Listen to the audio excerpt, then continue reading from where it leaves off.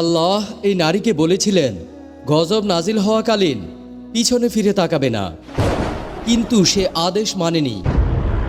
আল্লাহর আদেশ অমান্য করে পিছনে তাকানো মাত্রই তার পুরো শরীর পাথর হয়ে যায়। প্রিয় ভিউয়ার্স, পবিত্র কোরআন এই নারী সম্পর্কে সম্পূর্ণ তথ্য বর্ণনা করেছে। এই নারীর নাম ছিল বাইলার, আর তিনি হজরত লূত আলাইহিস সালামের স্ত্রী ছিলেন।